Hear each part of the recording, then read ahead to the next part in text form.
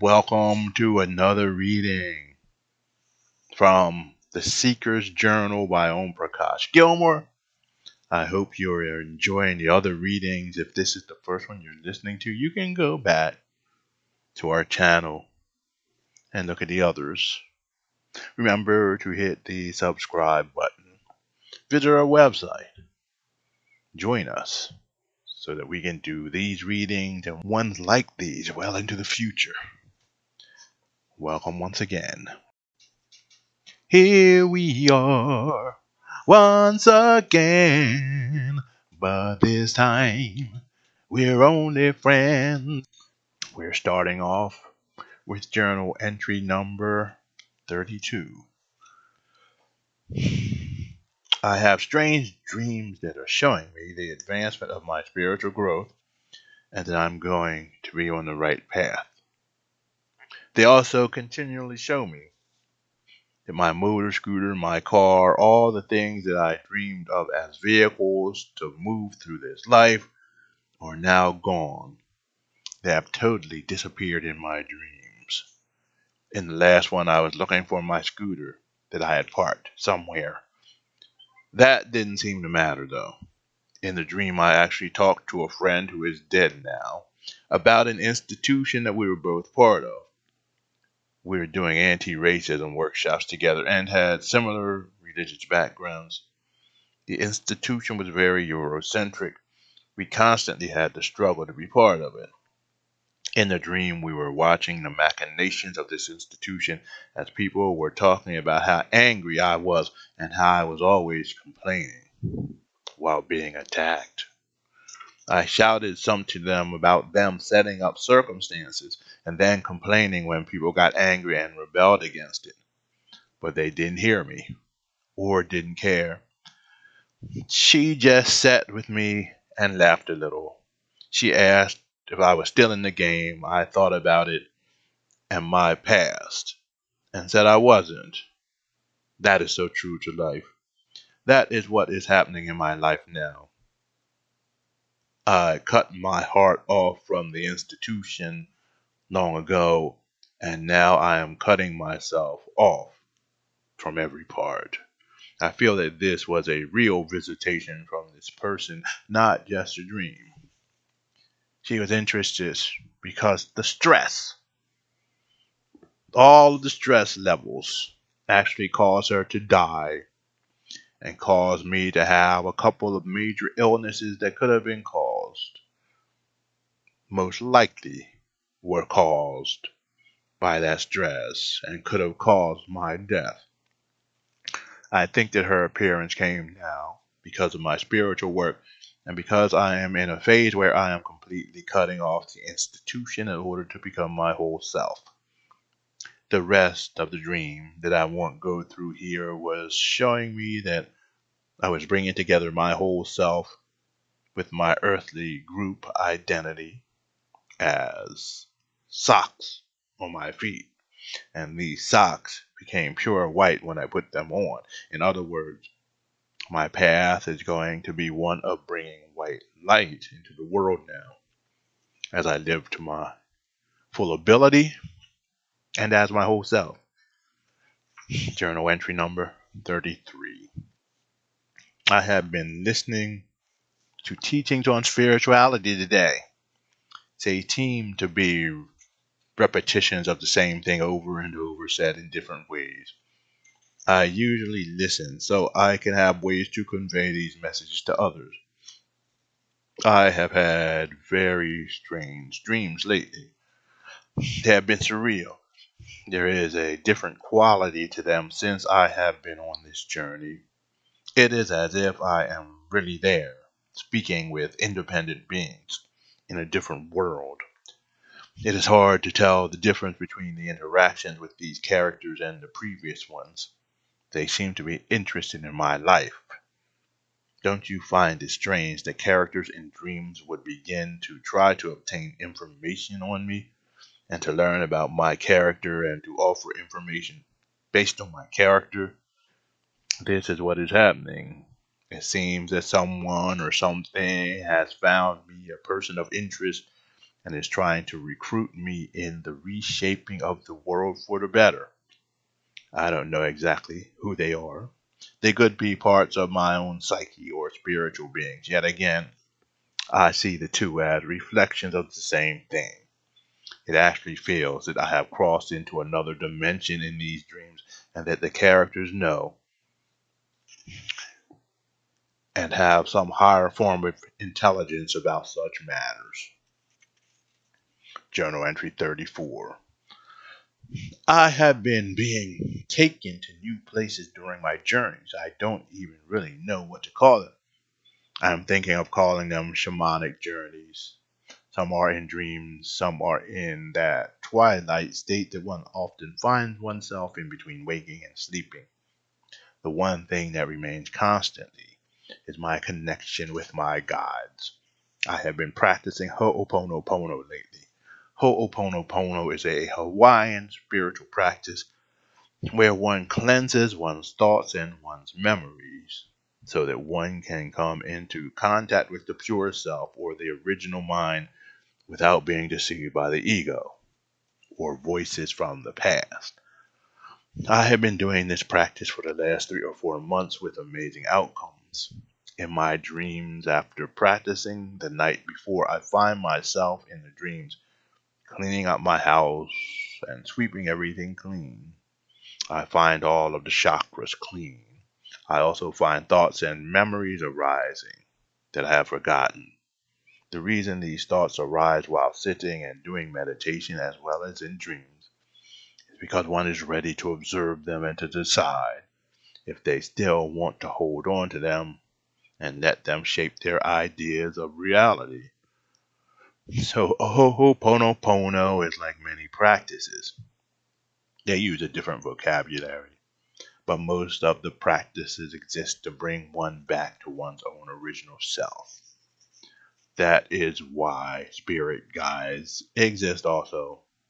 Material science, which is science that has been bastardized, is created in order to keep one grounded and imprisoned in the matrix that has been created by those too arrogant to believe in what they themselves cannot see or haven't experienced yet. It is also created by some to serve as a religion that keeps us bound in the solid so that we are under control of the power brokers.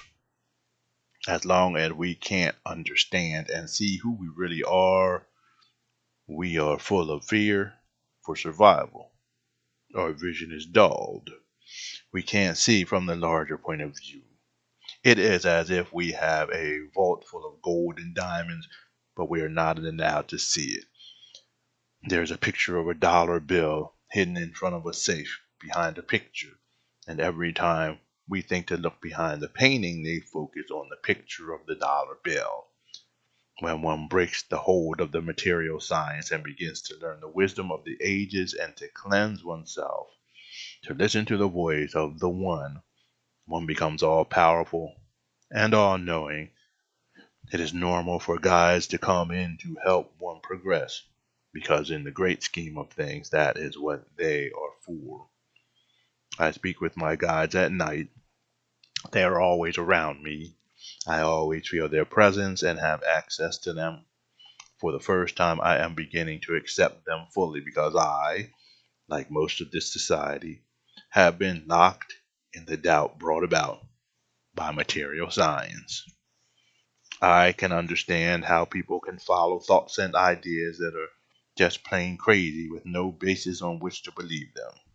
But when one's ideas and experiences are constantly being confirmed by independent sources who have researched and studied similar experiences for their whole lifetimes, that is evidence enough. And so, as I was watching a person who has been studying dreams and dreaming for almost 30 years in the documentary, I discovered that what I have written in my journal as a recognition about dreams being a path to different dimensions and different timelines is valid. Miraculously, the universe has led me to two experts who have said exactly the same thing that I have been thinking. Is this a coincidence? Scientists would have you think that it is, but it really isn't. The universe is constantly speaking to us. The question is, will we ever listen? The last reading for today is Journal Entry 35, and if you would like this book, it's available on Amazon.com, and you can read more about us at our website. Information is in the description. Journal Entry 35. Last night I dreamed that I was in prison. I was not locked up. I was sort of an observer or chaplain, not a prisoner. The time came for me to go home. I went to the exit gate and remembered that I had to find the gatekeeper to get out. I had a red bag with me that I left by the gate as I headed back into the prison. The prison was set up like a town with all kinds of people milling around and talking. It was gigantic and a little exciting to be there. I wandered the streets for quite some time until I found that person with the key was ready. When I got back to the gate, I noticed my bag, my real bag, was empty. Someone had stolen everything I had. I said to myself that it was not surprising considering the people in the prison. This sent me back into the prison to search again, looking for my goods.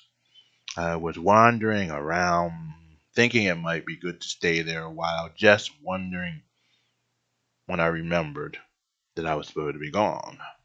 I thought about how crazy it would be for someone who was supposed to leave to just disappear and be wandering around for years and years in a prison. I ran into someone else that I knew, but who was faceless. I didn't know who it was.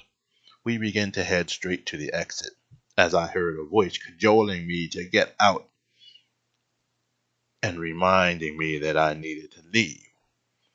I rushed forward on the fastest, straightest path. The scene switched to a woman in prison who disappeared and then appeared in an underground chamber with my red bag near the exit. We arrived, opened the trap door, and she came out with us. We all ended up driving away in a car and talking about taking a trip again soon. I said, as long as it's not into another prison. The interpretation of the dream was obvious to me. This planet is a prison planet, which I am not a citizen of and never have been. I am not one of the prisoners, even though I am wandering around in the prison observing and trying to help. The two people were my guardian and my guide, and the voice was telling me what I have known for quite some time. That has gotten more clear as time passes. I am not a prisoner. I need to leave the prison. I have left. As in the dream, I have left the prison by reclaiming my old self. I have reclaimed the shadow, the feminizing of the ego, the larger self, and am free and don't intend to enter back into the prison. The prison is the matrix that all who live on this planet have entered and are mired down into.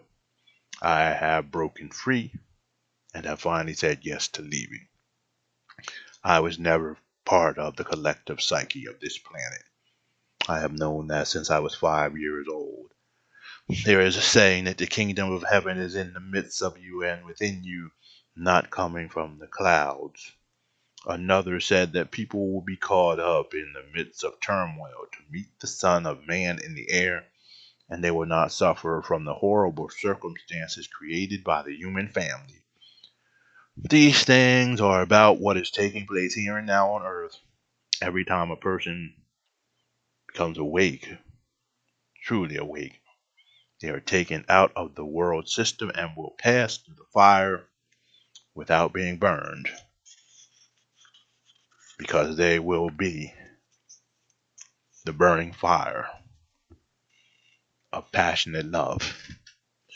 May we all be the burning fires of passionate love, my friends. Please join us at our website. Check out our Patreon. Hit the bell so you'll be notified, and subscribe, leave comments, and all of those things, so that perhaps we together can create the world as it should be instead of as it is right now. Namaste, everyone.